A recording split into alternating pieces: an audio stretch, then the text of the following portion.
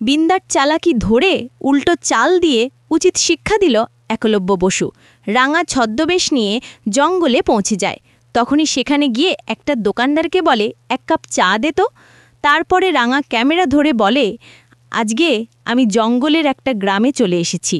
এখানে কিছুদিন আগে কিছু বাচ্চা কিছু মেয়েকে কিডন্যাপ করা হয়েছিল। সেই খবরটা নিয়ে পুলিশ প্রশাসন সবাই কিন্তু খুব অস্থির হয়ে আছি, কিন্তু এখানকার লোকজন কেউ এখনো কিচ্ছু বলেনি। তখনই সবার দিকে রাঙা ক্যামেরা ধরে আর বলে, আপনারা বলুন এখানে কি হয়েছিল, কাদেরকে কিডন্যাপ করা হয়েছিল, সেখানে আমাকে নিয়ে চলো। কিন্তু কেউ কোনো কথা বলতে চায় না। তখন রাঙা বলে, বলো তোরা মুখ বন্ধ করে আছিস কেন? তোদেরকে সত্যিটা কিন্তু এবার বলতে হবে, না হলে কিন্তু তোদের ওপরেই চাপ আসবে। আমি একটা সংবাদপত্র অফিস থেকে এসেছি, বল। কিন্তু কেউ কিছু বলে না। ওদিকে দেখা যাবে একলব্য স্যামের অফিসে যায়। তখনই স্যামের লোকেরা একলব্যকে বলে, এখানেও কিছু কাগজপত্র আছে, সেখানে আপনাকে সই করতে হবে। তখন একলব্য বলে, এগুলো কিসের কাগজ? তখন স্যামের লোকেরা বলে, দেখুন আপনি তো আগে কতগুলো পেপারে সাইন করেছেন, এগুলো হলো ফাইনাল পেপার। এগুলো আপনি সই করলে না সব কাজ শেষ হয়ে যাবে, তারপরে আজকেই আবার আপনাকে ফ্লাই করতে দেবে। তখন তো এই কথা শুনে একলব্য খুশি হয়ে যায়। তখন স্যামের লোকেরা বলে, হ্যাঁ হ্যাঁ, আপনি শুধুমাত্র এই সইগুলো করে দিন, তাহলে সব প্রসেসিং আমরা শুরু করতে পারবো। তখন একলব্য বলে, আচ্ছা ঠিক আছে, আমি সইটা করে দিচ্ছি। তারপরে একলব্য কলম চেয়ে নিয়ে তারপরে একলব্য সই করতে থাকে। ওদিকে স্যামের লোকেরা নিজেদের দিকে তাকাতে থাকে। তারপরে দেখা যাবে একলব্য সই করা হয়ে গেলেই একলব্য কাগজপত্রগুলো দিয়ে দেয় আর বলে, আর কোথাও সই করতে হবে? তখন লোকগুলো বলে, না না, আর সই করতে হবে না। ওদিকে বিন্দা কাগজপত্রগুলো পেয়ে তো খুব খুশি আর বলে, ব্যাস এবার শুধু নবারণ বসুর সইটার দরকার। তখন স্যামকে গিয়ে বিন্দা বলে, নাও এবার তুমি কাগজগুলো নিয়ে বলবে যে বন্ডে ওর বাবার সই লাগবে। বন্ডে তো বাবার সই লাগেই গার্জিয়ান হিসেবে, তার জন্য কেউ কোনো সন্দেহ করবে না। ব্যাস এবার নবরণ বসুর সইটা হলেই না কেল্লা ফতে। এবার এমন অবস্থা হবে যে কেউ কোনোভাবে আমাদের সন্দেহ করতে পারবে না। তখনই স্যাম ওর লোককে ডাকে আর ডেকেই বলে, এই কাগজপত্রগুলো নিয়ে যাও, ওই একলব্য বসুকে বলবে তার বাবার সই লাগবে, ঠিক আছে? এই কাগজপত্রগুলোতে যেন তার বাবার সই করিয়ে নিয়ে আসে। আর তুমি বলবে এখানে আসতে। তখনই লোকটা বলে, ঠিক আছে স্যার, আমি এক্ষুনি বলছি। তারপরে দেখা যাবে লোকটা সেখান থেকে বেরিয়ে যায়। ওইদিকে স্যাম বিন্দাকে বলে, আচ্ছা আর কি করতে হবে তোমাকে, শুধু বলো। তখনই বিন্দা বলে, ওই লোকগুলো না আমাকে অনেক অপমান করেছে, আর আমি অনেকভাবে প্ল্যান করেছিলাম ওই বাড়িটা নিজের নামে নেওয়ার।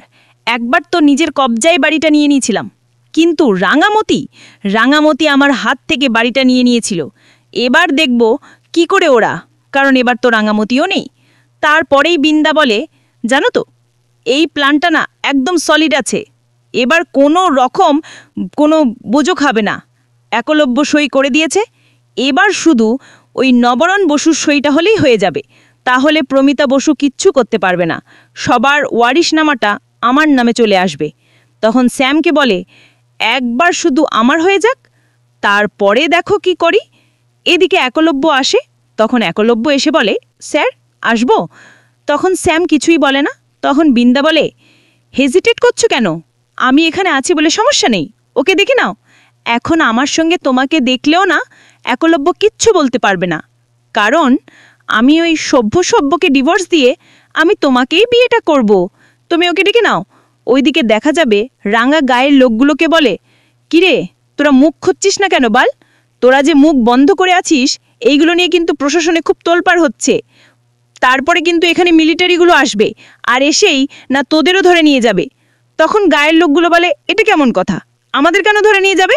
তখন রাঙা বলে, হ্যাঁ তোদের ধরে নিয়ে যাবে তো, কারণ এই যে এত বড় একটা ঘটনা ঘটে গেছে, সেখানে পুলিশরাও এত চিন্তিত, কিন্তু তোরা মুখ খুলছিস না, তোরা কিচ্ছু বলছিস না, সেই নিয়ে কোনো রেকর্ডও পাওয়া যাচ্ছে না। তার জন্য কিন্তু তোদেরকেই প্রশাসন চাপ দেবে, বুঝতে পেরেছিস? আর তাছাড়া এইগুলো নিয়ে অনেক তোলপাড় হবে। বল, সবাই মুখ খোল। ওইদিকে দেখা যাবে বিন্ডা স্যামকে বলে, আসতে বল। তারপরে একলব্যকে আসতে বললে একলব্য আসে, কিন্তু বিন্দাকে দেখে বসে না। তখন বিন্দা বলে, একলব্য, তুমি যে এই যে রাজি হয়েছ না স্যামের অফারটাতে, তাতে আমি খুব খুশি। কারণ আমার দেওর এইভাবে রাঙার জন্য নিজে গুমড়ে গুমড়ে মরবে, সেটা না আমি একদম সহ্য করতে পারছিলাম না। তার জন্যই তো আমি স্যামকে বলে তোমার এই চাকরির ব্যবস্থাটা করিয়ে দিয়েছি। তখন স্যাম বলে, কাগজপত্রগুলো পেয়ে গেছো তো? তোমার বাবার সেখানে সই দরকার। তখন একলব্য বলে, হ্যাঁ হ্যাঁ পেয়ে গেছি, আর তাছাড়া বন্ডে তো সই করতেই হয়, সমস্যা নেই। তখন স্যাম বলে, তারপরেও কাগজগুলো পড়ে দেখতে বলবে?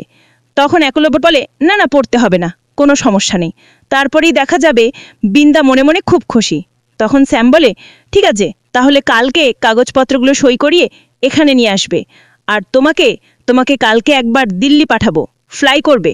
দিল্লি থেকে আমার ইম্পর্টেন্ট একজন লোককে তোমাকে আনতে যেতে হবে। তখন একলব্য বলে, ঠিক আছে, তাহলে আজকে আমি আসি। তারপরেই দেখা যাবে স্যাম বলে, ঠিক আছে যাও তাহলে। ওইদিকে একলব্য বেরিয়ে যায়। তখন একলব্য বেরিয়ে স্যাম আর বিন্দাকে দেখতে থাকে। তখন স্যাম বিন্দাকে বলে, কি বল, একটু ট্রাই করে নেওয়া যাক? তখন বিন্দা বলে, হ্যাঁ হ্যাঁ, কোনো সমস্যা নেই, তোমার যা খুশি তাই করো। ওইদিকে দেখা যাবে রাঙা গ্রামের লোকদেরকে ভয় দেখিয়ে তারপরে সব তথ্য ওনাদের থেকে নিয়ে নেয়। তখন সবাই মিলে স্বীকারোক্তি দিয়ে দেয় যে কিভাবে ওদের মাথায় বন্দুক ঠেকিয়ে সব মিথ্যে কথা বলতে বলেছিল। সব কিছু জানতে পেরে তারপরে কাদেরকে কিডন্যাপ করেছিল তাদের কাছে যায় রাঙা, আর তাদের মুখ থেকেও স্বীকারোক্তি সব ভিডিও করে নেয়। তারপরে দেখা যাবে রাঙা প্রমাণ নিয়ে সেখান থেকে চলে যায়। ওইদিকে একলব্য নবরণের কাছে আসে, এসেই বলে, বাবা এই পেপারসগুলো তো তোমাকে সই করতে হবে, বন্ড হিসেবে, আসলে তুমি তো আমার গার্জিয়ান, সেই জন্য। তখন নবরণ বলে, কি বলছিস তুই, আবার সই করতে হবে কেন? প্রমিতা বলছিল যে এই চাকরিটা নিয়ে তোর একদম উচিত হয়নি, যেহেতু এখানে বিন্দা ইনভলভড আছে। তখনই দেখা যাবে প্রমিতা সেখানে চলে আসে। তারপরেই নবরণ একলব্যকে বলে, পেপারসগুলো ঠিকমতো দেখে নিয়েছিস তো? তখন একলব্য বলে, হ্যাঁ হ্যাঁ। তারপর প্রমিতা বলে, আবার কিসের পেপারস নিয়ে এসেছিস তুই? তোকে আমি বারবার করে বারণ করলাম যে আক্কু তুই এত বড় তাড়াহুড়া করিস না, কেন করছিস এসব? তখন একলব্য বলে, মা তোমাকেও তো আমি বুঝিয়ে বলছি যে চাকরিটা করা আমার দরকার, রাঙামতিকে ভোলা আমার জন্য দরকার। রাঙা আমাকে যে ধোকা দিয়েছে সেই ধোকাটা থেকে আমি বেরোতে চাই। আমি আর সেই কথাগুলো ভাবতে চাই না মা। তুমি কি চাও না যে আমি ভালো থাকি? তখন প্রমিতা বলে, আমি জানি তো আক্কু, আমি চাই তো ভালো থাক, কিন্তু একটু অপেক্ষা কর। তখন একলব্য বলে, না মা, আমি অপেক্ষা করতে পারবো না। এই ডিভোর্সের সব কাগজপত্রগুলো আমি আগে থেকে রেডি করে রাখবো, তারপরেই যা হওয়ার হবে, ডিভোর্সটা হয়ে যাবে। তারপরেই দেখা যাবে একলব্য নবরণকে বলে, বাবা তোমার কাছে ডিভোর্স পেপারটা রাখো, সময় হলে তোমার কাছ থেকে নিয়ে নেব। তখন নবরণ বলে, ঠিক আছে। তারপরে নবরণের হাত থেকে পেপারস নিয়ে যেতে লাগলেই প্রমিতা বলে, আক্কু বাবা দেখ, তুই আরেকটু অপেক্ষা কর না, তুই এরকম করিস না, আসলে এখনো তো কোনো কিছু প্রমাণ হয়নি। তখন একলব্য বলে, মা তুমি দেখতে পাচ্ছ না যে রাঙা কত চালাক, ও তো সব কিছু শেষ করে দিয়েছে। তারপর একলব্য চলে গেলে প্রমিতা কাঁদতে থাকে। তখন নবরণ বলে, প্রমিতা তুমি কেঁদো না। তুমি ওদিকে দেখা যাবে সংগ্রাম বসে বসে সত্যজিতের ইন্টারভিউ দেখছিল। সেখানে সত্যজিৎ বলছে যে একাডেমি সংগ্রাম কোচ সে রাঙার সঙ্গে জড়িত আছে কিনা সেটা জানার জন্য আমরা একাডেমিতে জানিয়েছি, তারাই যা স্টেপ নেবে। এখানে কোচ কি রাঙার সঙ্গে এই সব দুষ্কৃতীদের সঙ্গে জড়িত আছে কিনা সেটা আমাদের আগে খুঁজে বের করতে হবে, তাহলেই আমরা রাঙাকে ধরতে পারবো। তখনই রাঙা সেখানে আসে। তখন সংগ্রাম বলে, রাঙা তুমি এসেছো? তখন রাঙা বলে, কোচ স্যার তুই কি দেখে এতটা আপসেট হয়ে আছিস বলতো? তখন সংগ্রাম বলে, দেখো রাঙা, সত্যজিৎ স্যার আমার নামে তো স্টেটমেন্ট দিয়ে দিয়েছে আমি তোমার সঙ্গে জড়িত আছি কিনা। তখন রাঙা বলে, দিক না সব কিছু দিক, কিন্তু সব প্রমাণ তো এবার আমার হাতে, আমি সব রকম প্রমাণ নিয়েই তবেই ফিরেছি। তখন এই কথা শুনে সংগ্রাম আর রাঙার দাদা দুজনেই খুশি হয়ে যায়। তো বন্ধুরা, কেমন লাগলো আজকের আপডেট? কমেন্ট করে জানাতে ভুলবে না। ধন্যবাদ।